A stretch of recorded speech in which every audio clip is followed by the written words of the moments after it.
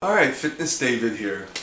This video is about fasting, intermittent fasting, and the pros and cons. There's this guy on YouTube, Fung, he's a cardiologist, and I was binging his content.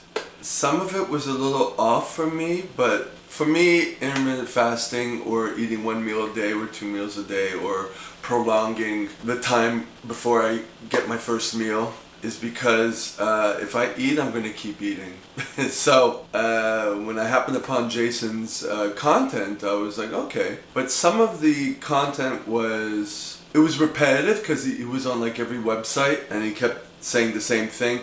But I didn't know. I was doing it through experience, trying to gain experience, but I wasn't sure if everything they had to say was valid. I mean, someone who comes across as a cardiologist, he's not a nutritionist, he maybe doesn't even have any concept. I mean, claiming that you're looking at science and stuff like that, I don't know. I mean, like, this is YouTube, so I don't take everyone at face value. I'll watch their stuff until I see the cracks in the veneer, you know what I mean? I happened upon Lane Norton, and he was talking about it, and then it kind of, oh, there we go, there's some cracks in the veneer. So everyone is always right until someone proves someone wrong. This is what I did. I kind of watched the video and I kind of gave my critique on it. If you have any questions on it, let me know. This is for my learning as well. Let's roll. Oh man, I got myself a new tripod. I got this actually at Goodwill. It was about $15. Much better than the crappy tripod I'm using right now, which broke. But I can't get the camera onto this, so I have to get myself another adapter or whatever, like an add-on to this camera, which is broken, and I have it put together with duct tape. But so I couldn't use this. Like, this is like really solid. Optics T250, whereas the one I'm using is just a Walmart one, and it fell, and one of the legs, piece of the plastic holding the leg, it broke off, so it's kind of like very flimsy. It's a cheap aluminum. It was also $15 at Walmart. That was $15 at the Goodwill, so you can imagine probably how much it is. I don't even want to look, because I just bought it. It was very impulsive. Well, not impulsive, I went there to buy stuff, so it was like, oh, I've been looking for that. That being said, these glasses are really, I'm going to go clean these glasses. Let's look at these clips. Now, it's interesting that he kind of talks about how calories don't matter, but hormones matter. But then he also talks about total daily energy expenditure, which is the total amount of calories you expend during the day. So that's kind of acknowledging that calories matter, but then saying they don't matter. Yeah, calories do matter. I mean, it is a law of thermodynamics. I believe that. I believe it's a combination between some hormones and calories. But for me personally, it's, you know, the question of being able to be in a caloric deficit without a struggle and being able to maintain that for a long period of time. I like Jason Fung, but I don't worship anybody, but I'll listen. I have an open mind to people's ideas until I see something kind of weird about it, you know? And what I've noticed with Jason is that it kept being the same spiel as if he was selling something. I kind of binge watched him everywhere for a while, and then I'm like, I don't know, it kind of went against what I already know and my values, but basically what I know and what I learned in school and what I've been, you know, continually educating myself on, and watching other people's YouTube videos too, you know, and you kind of come up with a decision, and something didn't click really. Now let's discuss the closing of this first statement he makes, that it's more about the hormones that are associated with the food you're eating that matter for losing fat. And I want to be very clear. There are hormones that absolutely impact your daily energy expenditure. So, for example, thyroid hormone, or T3. People who have hypothyroidism can have a reduced BMR by up to 25%. And we see this. People who have hypothyroidism tend to have problems with weight gain, and they need to be medicated in order to normalize their daily energy expenditure. But what's interesting is Jason isn't really talking about thyroid hormone here. At least not that I've seen. The hormone he talks about is insulin. And we can see from articles he's written that this is basically the hormone that he's talking about.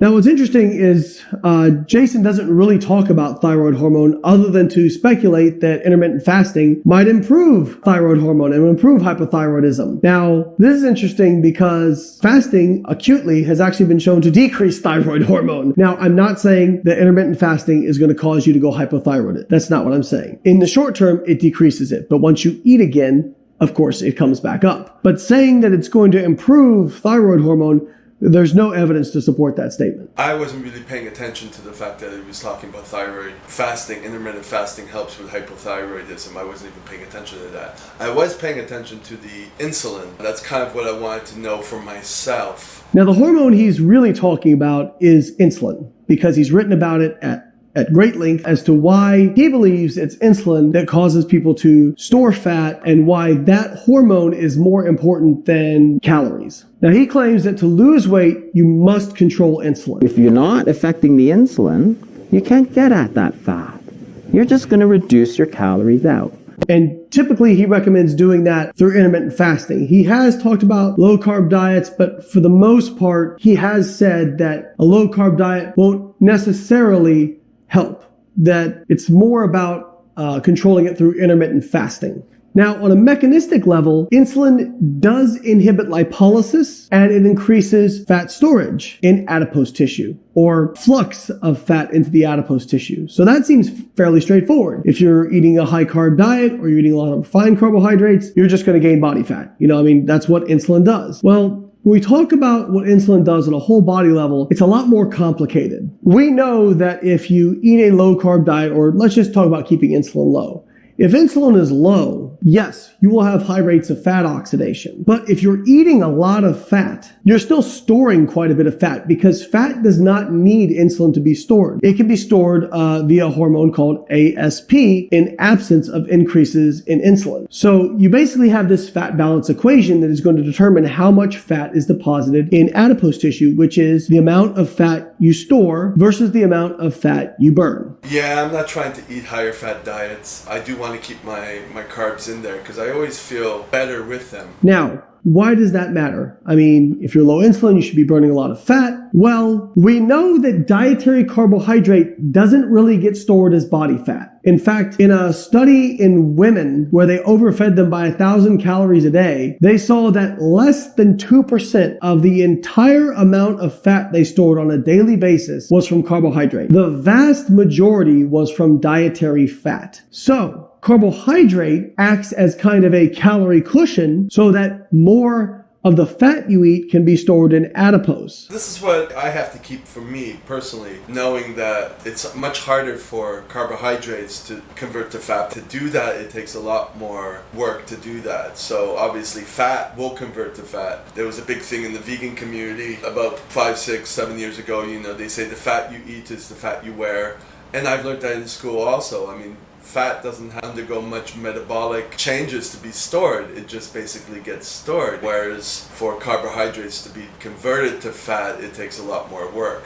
But even in the absence of dietary carbohydrate, you can still store fat in adipose. So the equation can be expressed this way. If you eat a lot of fat, you'll burn a lot of fat, but you'll also store a lot of fat. The net gain or loss of body fat is going to depend on your energy balance, which is calories in, calories out. Same thing with carbohydrate. If you eat a high carb diet, you're going to have low levels of fat oxidation, but you're also not going to store a whole lot of body fat. The fat balance is going to depend on your energy balance. Again, if insulin was so important, how can you have diets that are varied in carbohydrate but still have the same amount of fat loss? Exactly. The vegans, they all they eat is carbohydrates. There was Durin, right, who was eating only carbohydrates and putting sugar into his smoothies and all that stuff. And I tried that for a little bit. But like I said, I tend to overeat, even past the point of hunger. You know what I mean? So that's psychological for me. But it doesn't matter what you're eating. If you overeat anything,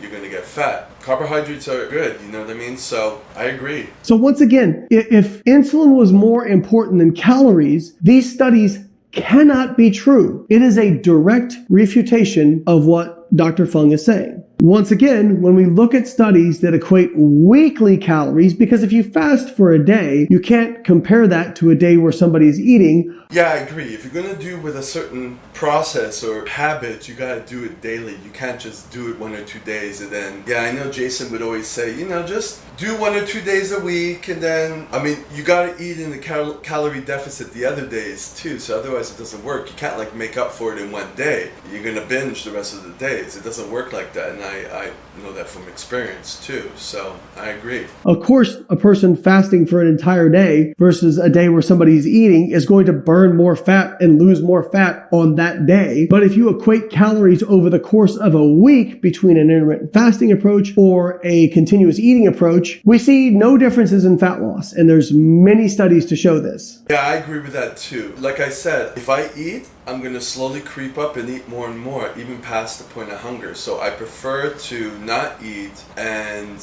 pick better foods to eat and physically not be able to eat anymore, as opposed to trying to control what I eat, because I can't. It'll just keep creeping up and I'll end up eating more anyways. You know what I mean? I've tried it. This seems to be good for me, at least for now. We'll see where it goes. Here's the other thing. If you restrict your eating window to, let's say, 2 hours out of a day versus continuously eating through the day, sure, you're going to get more insulin pulses through the day because you're eating more frequently. But your meals are also going to be smaller. Whereas if you eat one massive meal in 2 hours, yeah, you've got less insulin pulses through the day, but you're also going to have one really big rise in insulin.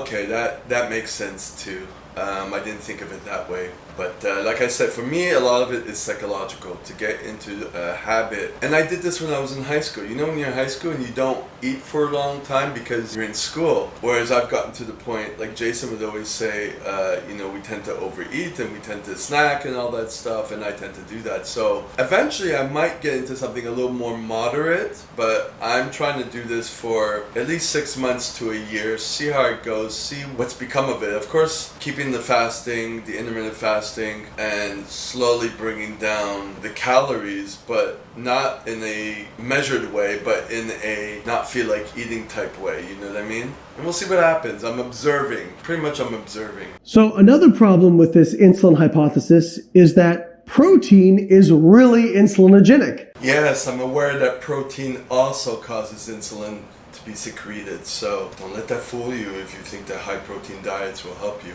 If it's just insulin, wouldn't these protein-based foods be just as fattening as these carbohydrate-based foods? It just doesn't seem to hold up against the weight of the evidence. Yeah, I thought that was bull too. I was like, that was the main thing. I'm like thinking, fasting versus just calorie deficit. How does that claim that Jason makes, how does that work? And I never seem to get a good answer. Till now, I'm like, okay, it's making more sense because he's debunking it. I always had that in the back of my head. If you eat 500 calories less, your body could simply decide to burn 500 calories less, and you won't lose any body fat. Okay, so that's not true.